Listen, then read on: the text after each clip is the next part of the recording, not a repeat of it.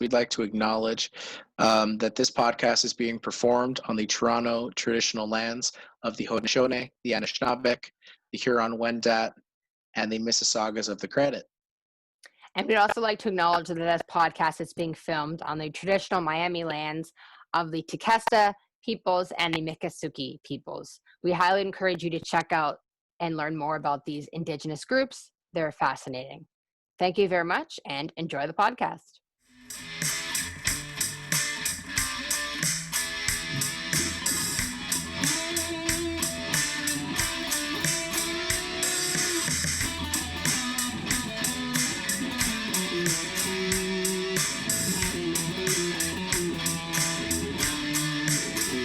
Everybody.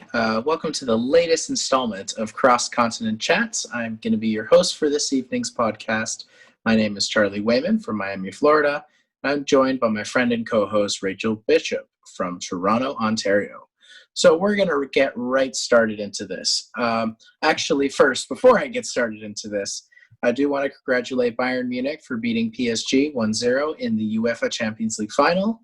There's definitely something that's well earned. Definitely you have a lot of players. That was an absolute beauty of a pass from Kimmich to Kingsley Coman for a lovely goal in the 60th minute. That's what football is about. I also want to congratulate Inter Miami for winning their first game in MLS history after losing the first 5 games, which is the worst start to any expansion club in history. And they won it at their first home game, which unfortunately didn't have any fans thanks to COVID-19. So congratulations to them for that achievement as well. We're going to get started right now with the first question. So we're going to dive into the NHL. And this is a pretty hotly debated topic that's been discussed by sports fans and NHL analysts alike. But what team is the greatest team in NHL history? Go, Rachel. All right. Thank you, Charlie. This is a very interesting question. So obviously we know that the Montreal Canadiens franchise is most successful in NHL history, having won 24 Stanley Cup championships. Toronto Maple Leafs are second, was 13, but no other team is even close to Montreal. So right away, we know the team is probably most likely coming from Montreal because of the historic success of that franchise.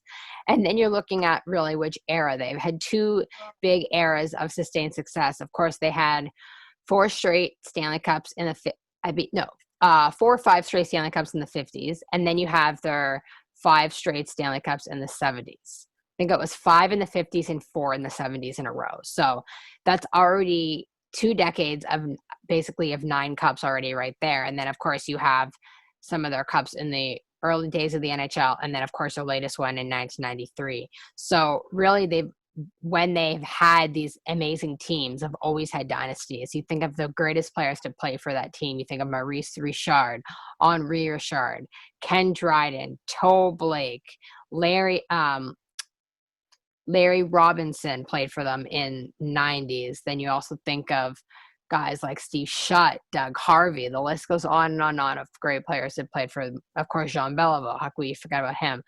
So the list goes on and on about players that played for the Montreal Canadiens. So kind of looking at all their teams and looking at their records, I would say based on team specifically, I'd probably have to go with the 1976-1977 Montreal Canadiens team.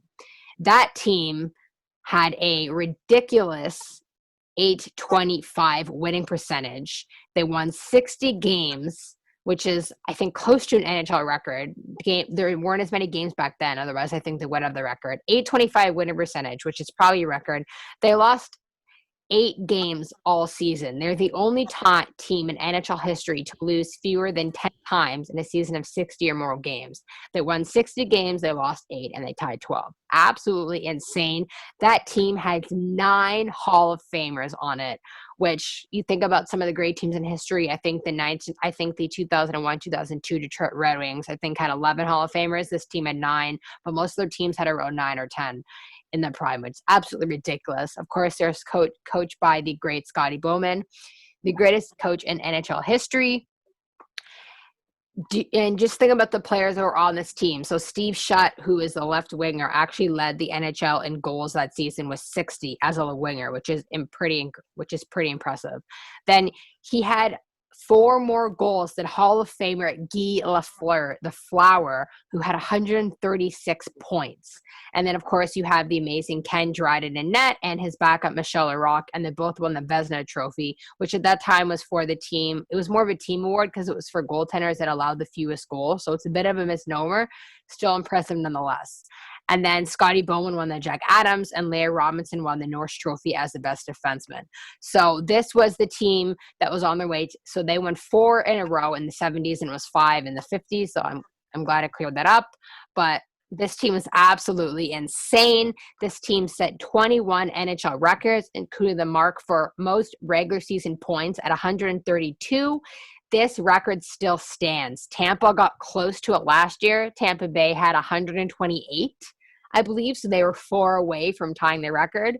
I think actually I think they got like 100 and, yeah, they were really close, 130 or something. I think Detroit was 1 behind. So Tampa was really, really close to tying the record, but they still didn't even get that. And that just shows and Tampa had one of the greatest seasons that we've ever seen. That just shows how dominant this Canadiens team was. So really, I would have to go with the 76, 77 Habs, but you could honestly go for pretty much any one of those teams in the 70s that won 4 in a row. You can go for any one of the teams in the 50s that won 5 in a row. You could also go for the Detroit Red Wings in 2001, 2002. That team was also stacked. Or the Detroit. All right. So Toronto. Doesn't Toronto have 14 cups, not 13? I thought it was 13. I thought it was 14 because Detroit has the same amount. And Detroit is 12. I think Detroit's 1 behind. Anyway, well, that is a great team, no doubt. And with the the Montreal Canadiens obviously have an amazing history, and they are the most successful NHL franchise in history. Something to me that speaks out is also comparing then and now. Of course, the 70s, hockey was not as fast. Hockey was more gritty. There are definitely a lot less rules. But you also have to think about how it relates to now. Yes, they were amazing. The team, you're right, all the Hall of Famers, don't get me wrong. I love the Habs. I love that history. But for me, it's the 2001, 2002 Detroit Red Wings. I think that is the greatest team of all time. Simply because of course, funny enough, Scotty Bowman, once again, is head coach of that team, as well as look at the players, look at the Russian 5. You have, you have Vladimir Konstantinov, you have Sergei Fedorov, you have, Nick Lidstrom. You really, you have an incredibly talented group of players. Pretty sure Igor Larionov was on that team. Steve Yzerman, of course, who is now the GM of Toronto Maple Leafs. Nah, I'm just kidding. Just to mess with you. But the GM of the Detroit Red Wings. And I really look at that team. Of course, they won the cup that year, but that team and also the impact that they have on the game today. They really revolutionized the game. They were a team that weren't just grit. They were a team about speed. And also, look at the NHL today. The NHL is a league about speed. It's a league about intensity. The league is about high-powered defensemen. Look at Nicholas Lidstrom, Detroit product. That kind of says it all. That guy has like 7 Norris trophies, and he was scoring 75 plus points in his late 30s. So really look at the modern game, and to me, it screams that Detroit Red Wings team and the impact that they've had on the game, because they totally, from the 76, 77 Habs, that was great, but the league was a lot easier. Also, the Montreal had this whole rule that all of the best players, which were Quebec at the time, played for the Habs, and they rarely ever went to other teams. So the Habs already had this basically cheat code or this cheat rule to get the best players to play for the Habs.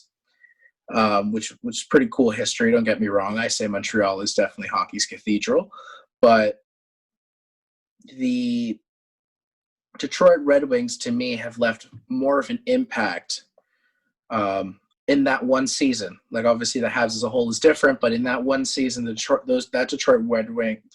Detroit team has had one of the most lasting impacts on the NHL. So to me, it's the 2001-2002 Detroit Red Wings.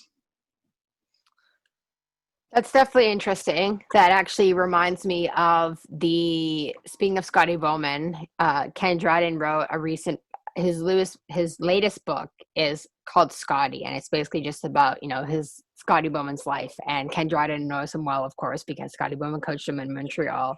And I haven't read the book, but I just kind of skimmed through it. And he asks him to name some of his greatest teams, just flipping through the history.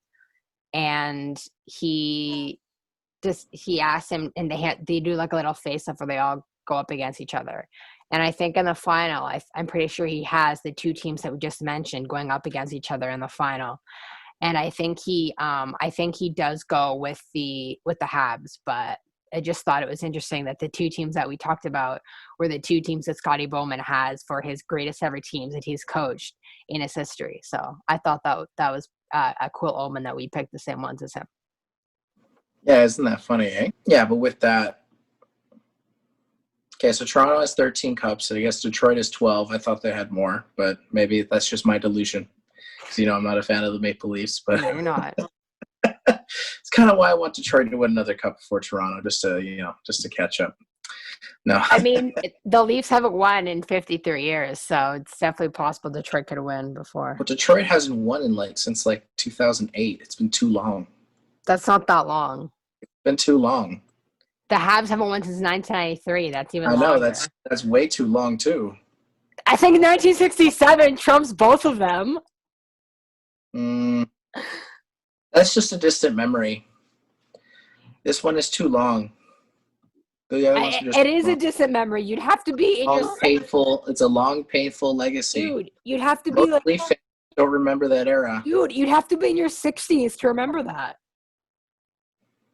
Yeah, most Leaf fans still don't remember that. No, you'd have to be in your 60s to remember when the Leafs actually won shit. Isn't it in a few years that the 1967 Leafs are going to be off the cup? Yeah, I'm pretty sure it's like next year. I think this is the last year they'll be on it, and then I think in 2021, I think they'll be off, I believe. They'll take their ring off, and there'll be no Leafs at all on the Stanley Cup. Don't worry, the Panthers aren't on the cup yet anyway. So, anyway, back on topic. I definitely think it's 2002 Detroit Red Wings. I think the Detroit Red Wings, because also they were more fit. They were obviously faster. It was a totally different era. They could beat the 1976 Habs both in their primes at a hockey game. Well, yeah, Crosby back of course. In Gretzky's era. Sidney Crosby would tear it up. Oh, of course, definitely. Or like Wayne Gretzky wouldn't do what he did these days.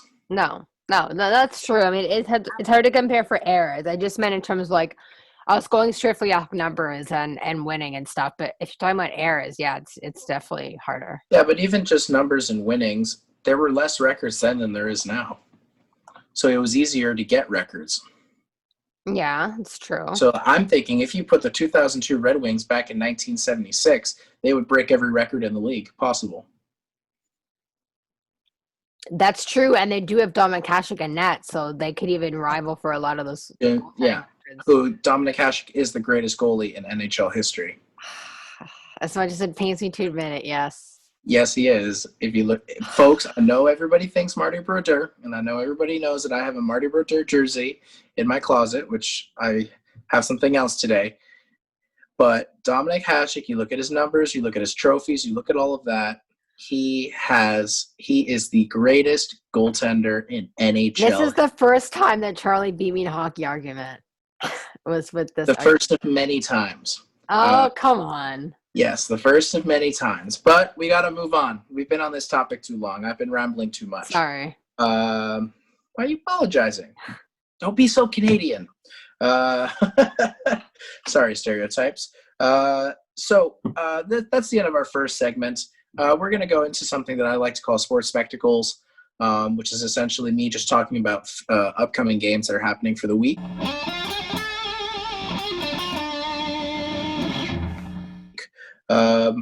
So I don't really have much this week, but I've got some pretty cool matchups that I think you should definitely check out, especially on the hockey side of things. Definitely check out the Finesse versus the Brawn, which is the Tampa Bay Lightning and the Boston Bruins. That is an incredibly exciting series. To me, you have Tampa, which is like the ultimate super team. They're like almost a 2002 Detroit Red Wings type of super team. And then you have the Boston Bruins, which even though they might not play well one game, they figure out how to win. A big factor in this is Boston Bruins once again have a healthy David Pastrnak, which poses a problem for the rest of the league because David Pastrnak is an absolutely unbelievable player. Actually, in the game tonight, David Krejci had a beautiful pass to David Pastrnak for a goal. Tonight being August 23rd. Yes, thank you, Rachel. You're welcome. And so that game's going to be on Wednesday night. Definitely check out. The other one is kind of the weirdest matchup in the East. It's the New York Islanders and the Philadelphia Flyers. The Islanders are kind of a weird team. They're definitely more of a defensive-oriented team, something Barry Trotz, their head coach, likes. They're also very goalie-friendly. But they're also playing against a Flyers team that has a very hot goalie. They also have a decently potent defense and a crafty offense with players like Claude Giroux, Travis Konechny, Sean Couturier, who's a very sneaky and crafty player. Definitely more on the physical side of things, that team. So it's definitely something to watch out. Is the Islanders and the Flyers, in my opinion, are kind of like the sleeper series in this. My previous ones for the first round was St. Louis and Vancouver, which I was very happy with the Vancouver Canucks winning that series. Good job, Vancouver. Thursday, it's funny enough, because the NHL doesn't make any sense, we're having the Flyers and the Islanders again. It's going to be a back-to-back playoff series, so I bet you those guys are going to be very tired. So I definitely think it would be amazing if either the winner of those two games was the same winner, because that's just a lot of work, and it's going to be a lot of energy spent. And Friday, I want to also look at essentially Tampa and the Bruins again. This is going to be a series that I think is going to go to 7 games, or at least I hope it does, because it's going to be excellent hockey. Personally, I hope Tampa comes out on top, but let's see what happens. And those are my sports spectacles for the week. That's interesting about the back-to-back games, because normally in a regular season, there's no back-to-back games in the playoffs. Yeah, but they have a back-to-back game on the Thursday, which is kind of weird. Yeah, that is weird. Kind of weird, but hey, if you're an Islanders fan or you're a Philadelphia Flyers fan, hey, more hockey for you this week. So we're going to go into our second discussion topic, but we're going to kind of delve into basketball a little bit.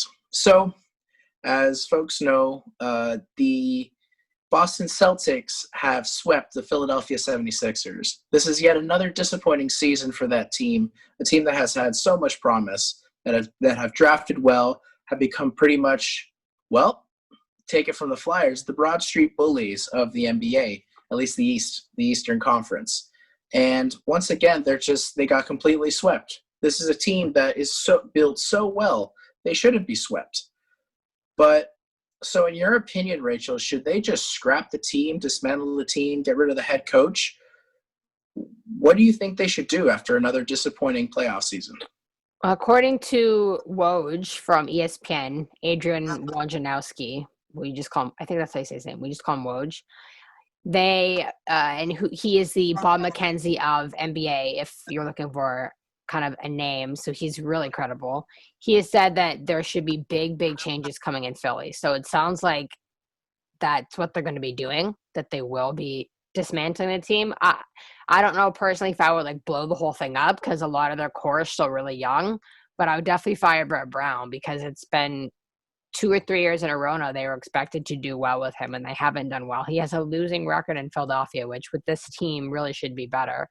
But I would definitely look at getting better pieces around Joel Embiid, because if you look at the stats from this series, they didn't have Ben Simmons, but they have other players, and it was basically all Joel Embiid. He carried the team on his back. His back's probably hurting from carrying the team on his back all series. He had 30 points again today, and so he basically tried to will the team to win a game.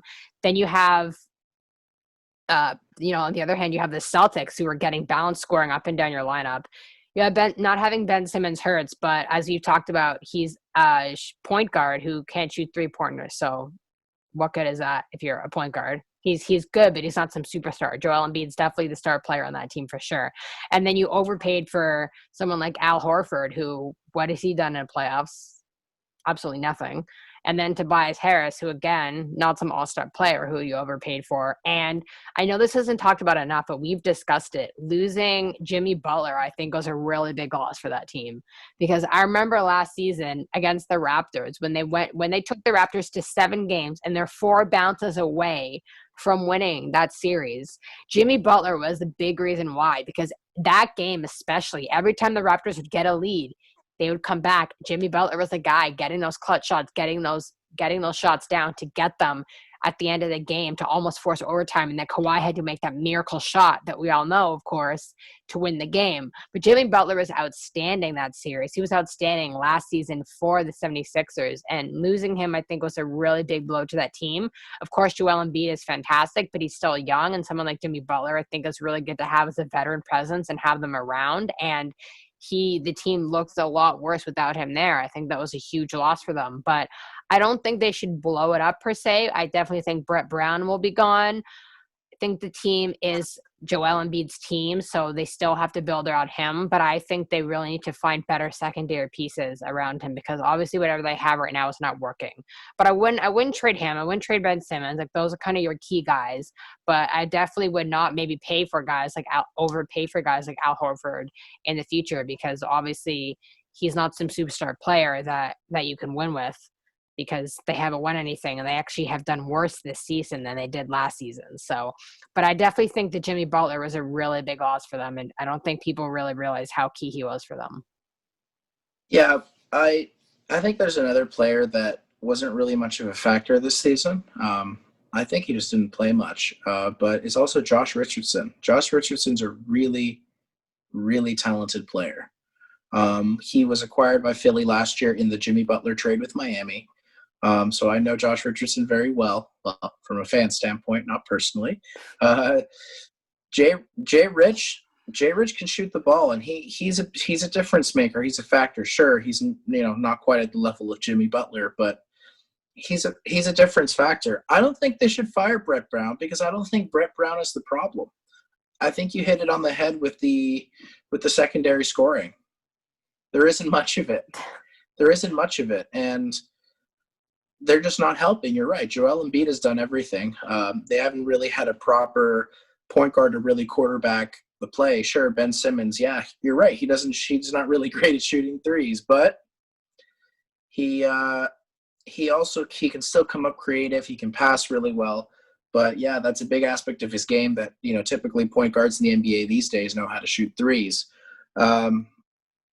But I don't think they should fire Brett Brown. Yes, he's got a losing record, but you have to understand that he was there when the team was terrible. And then when they got the drafts, then they started getting good. So she already had a losing record to start with. And then the last few seasons, when they had the players and the talent, look what they've done. They've been to the playoffs like the last 3 or 4 years. So I don't think Brett Brown is the problem. I just think the secondary scoring, I think their GM needs to do a lot more work. I think they have to get rid of this whole bully physical style of play. Of course, I know that's Joel Embiid's way of doing things, and that's fine. But I think they need to get rid of it. I think they actually have to have an ability to go small, play some small ball, because small balls was popular these days. And I take it from a previous team as the Indiana Pacers. The Indiana Pacers, when Paul George was on there and you had players like Roy Hibbert and George Hill, that was the retro Pacers from like 2011, 2012, 2013.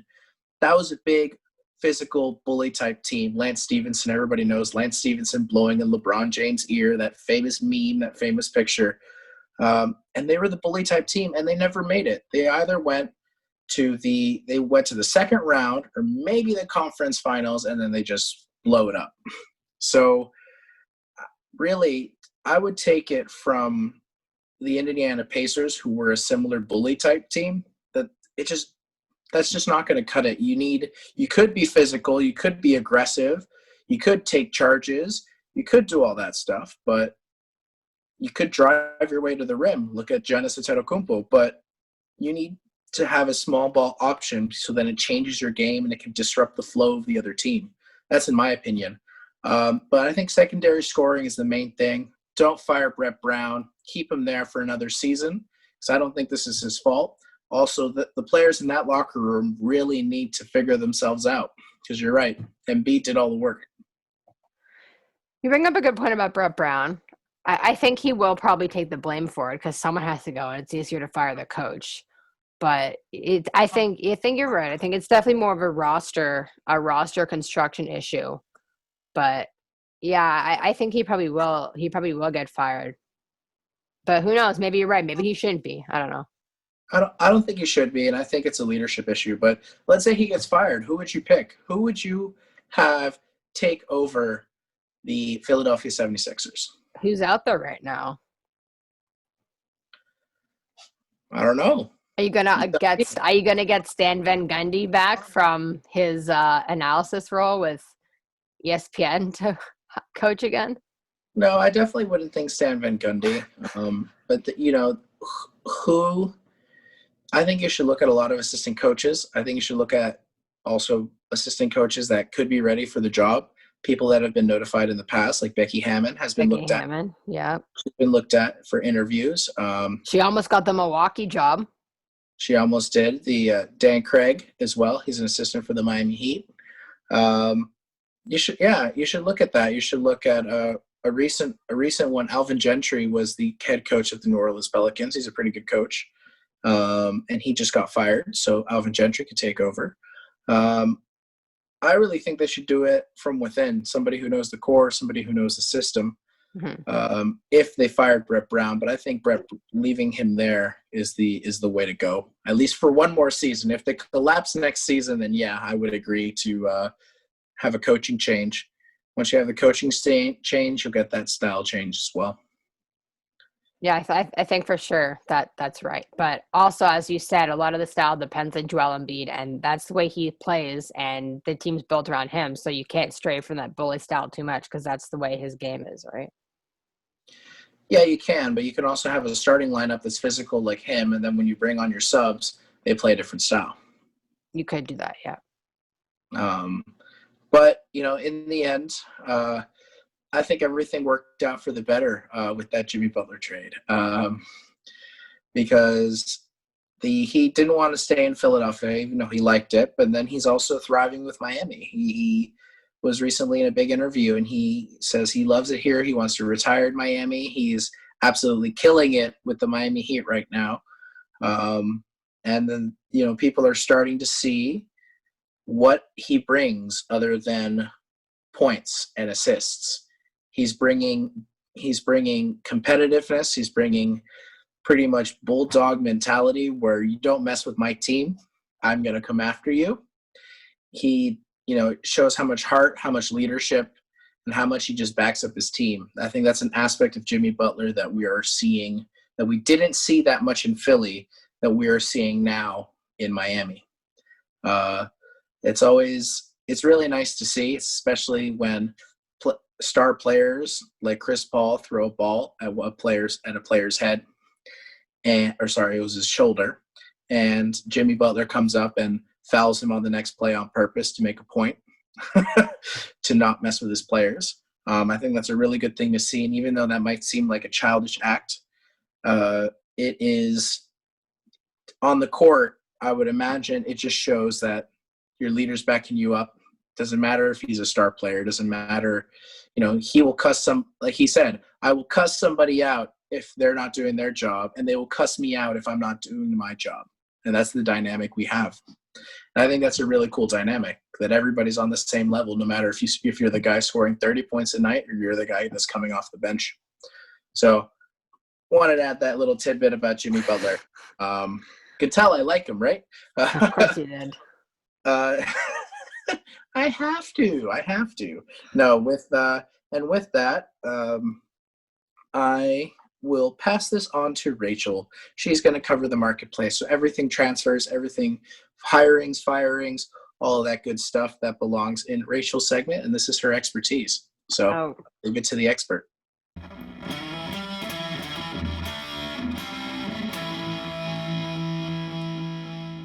Okay, thank you very much, Charlie. So we just talked about it a bit with Philadelphia and Brett Brown and how he's probably gone. So that's, I guess, one.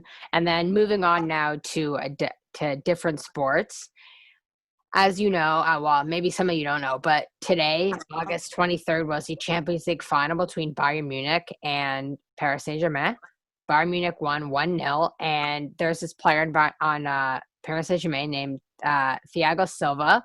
He was expected to leave PSG after his contract in June, but extended for 2 more months so he could play in Champions League. And he has confirmed that he will be leaving PSG. And what do you know? Chelsea, yet again, is in the rumor mill. They seem to be in every player this summer. I don't know where Frank Lampard and the owners are getting this money from, but they seem to have deep pockets in this pandemic when no one else has any money.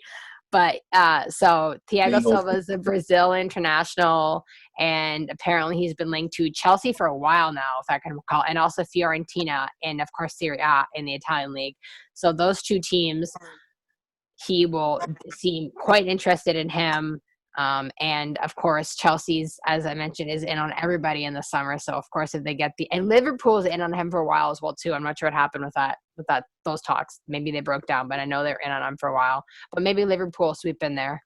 So I'll look. It'll be interesting to see where he goes. But definitely, he's leaving PSG. So that's gonna be a huge dynamic difference because they're also losing Thomas Meunier and Edison Cavani. So who knows how different they'll look next season. They might not be as good.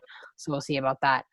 Another kind of thing that's been in the rumor mill lately, again with Chelsea and soccer and transfers, is Kai Havertz. We've talked about him a lot on this podcast. He is also from the Bundesliga. He played for Bayern Leverkusen. He's a really good young player. Of course, Chelsea is interested in Kai Havertz as well.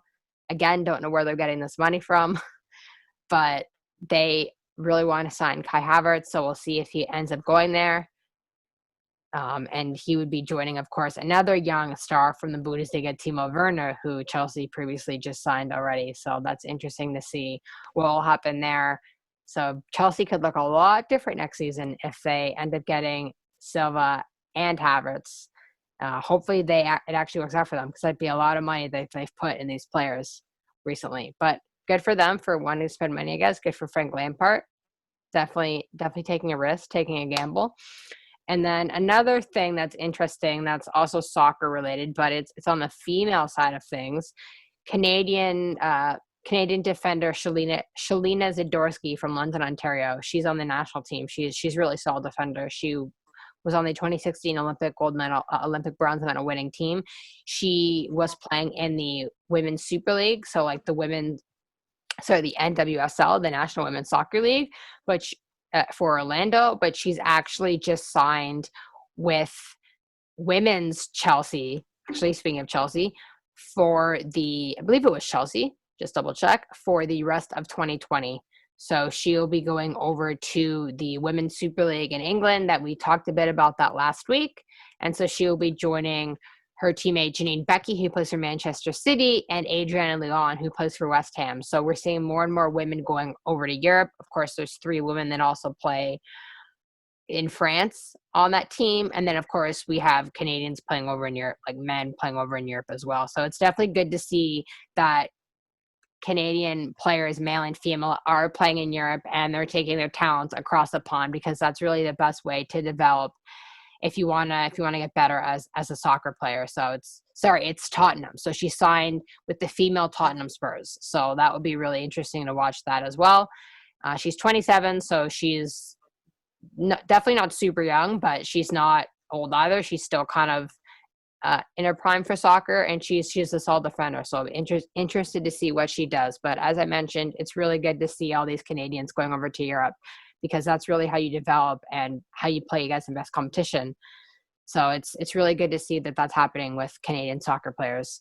So that's really that is kind of it right now. I mean, it's a lot of rumors and stuff for soccer, and there's nothing. And hockey, of course, is still very much going on. So there hasn't been any rumors from that regard in terms of, well, I guess another big thing is that the Washington Capitals fired their head coach, Todd Reardon, who's a former Penguins assistant. So maybe people think he'll go back to Pittsburgh. So we'll see who they end up getting there, where he'll go. But he was only there for 2 seasons and he got fired. So that's a really big, quick firing.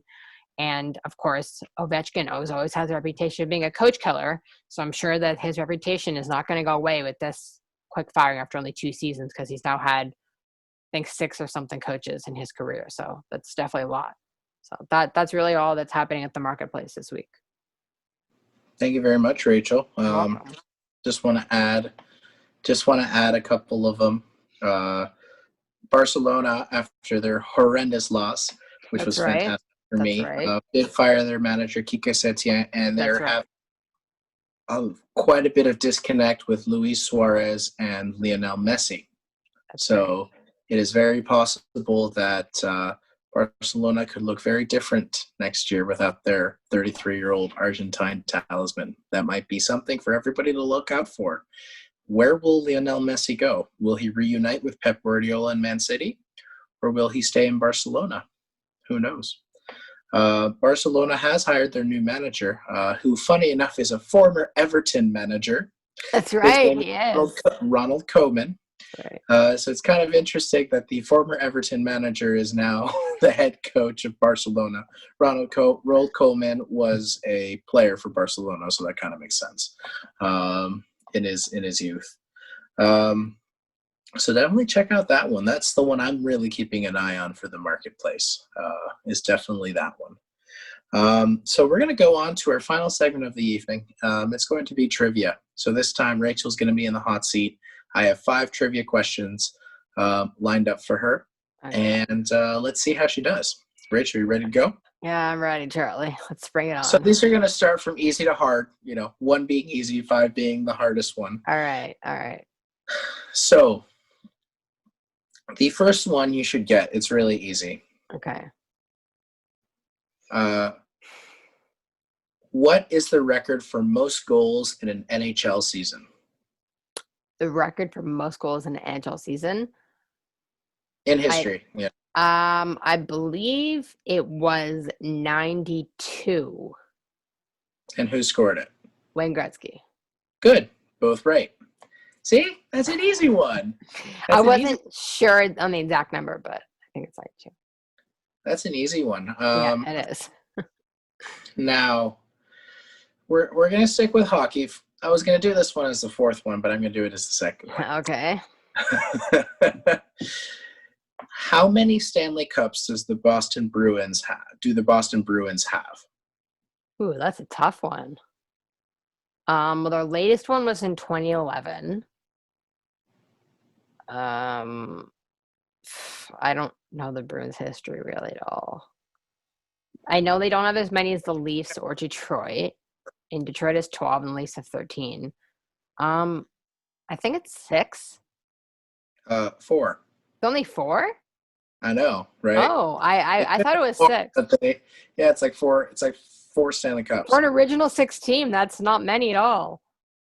New York, the Rangers don't have many either. The Penguins have 5, and they're not an original 6 team, and they have 5.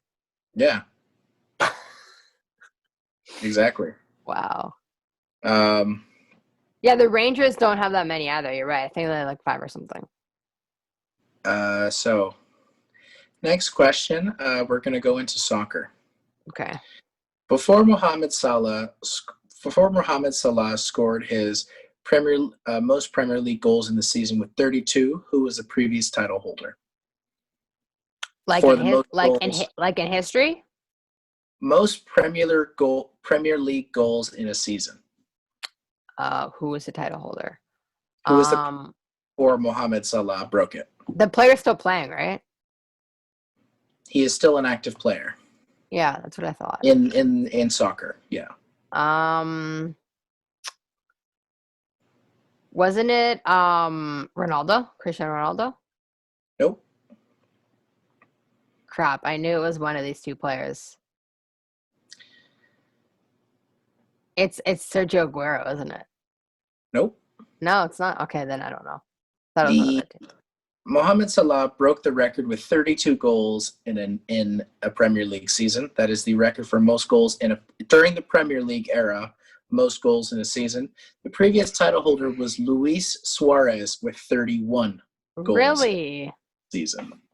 I see. I would not have guessed that. I would have thought it was Aguero or Ronaldo for sure. No, it was Luis Suarez when he played for Liverpool with 31 goals, and that was the infamous year where Steven Gerrard blew the title. Ah. It was that year. Okay.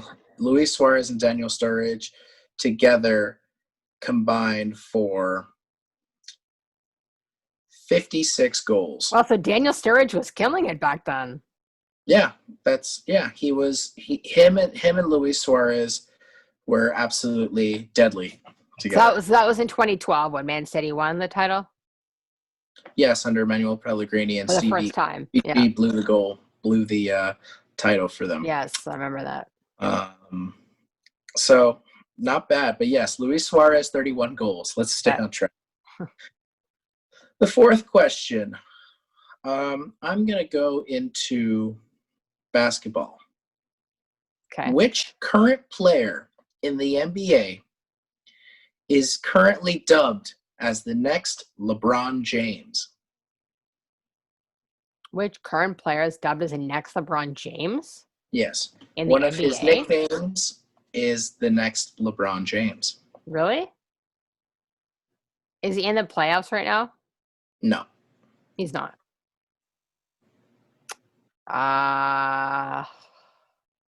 He's young, right? Yeah, he's young. The next LeBron James, but he's not in the playoffs. Is it Zion Williamson? You got it. Oh, there you go. He's been dubbed as the best player since LeBron James. Really? Okay, I didn't know that, but I figured he's not in the playoffs, so. James. Not bad. Zion Williamson. He is a monster of a human being, like specimen physically. He is. He is. Now, the last and final question, which is undoubtedly the hardest one. Well, I think you're going to get it, but to me, it's undoubtedly the hardest one.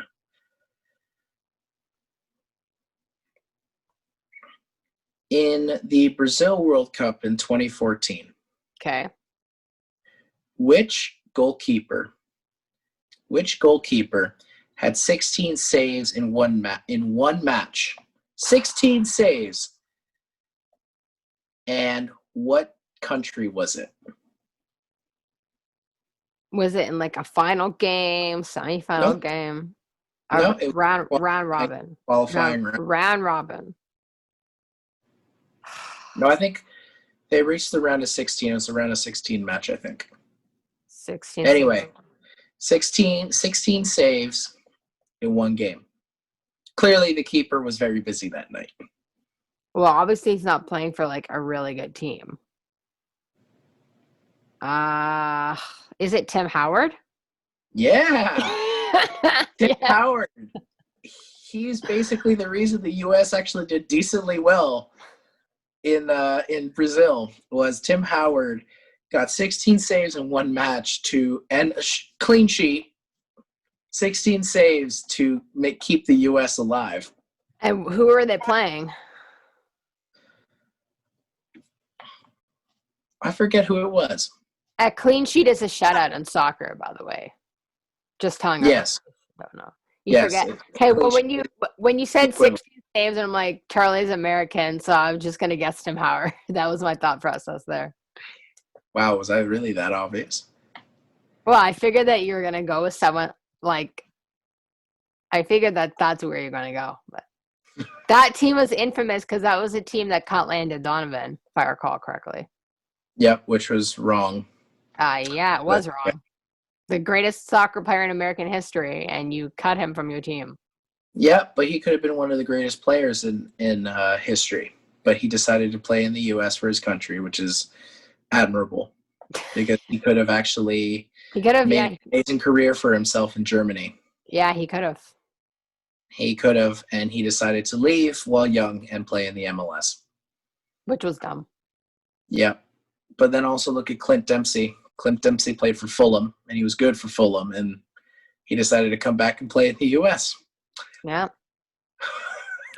Would you look at that? Other than Christian Pulisic, the only the only player that really actually had a career for themselves in England, American player, most notably was Tim Howard for Everton. Yeah, that's right. Everton legend.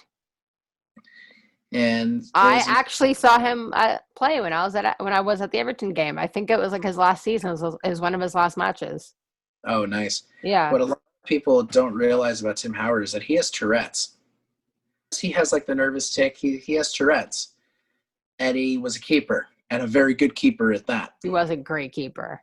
And he has Tourette's syndrome, so he does have like a nervous tick. It's not like constantly cussing out loud like the stereotypical Tourette's, but he had a nervous tick, so he would be playing with Tourette's, dealing with Tourette's on top of it, an uncontrollable tick. Wow.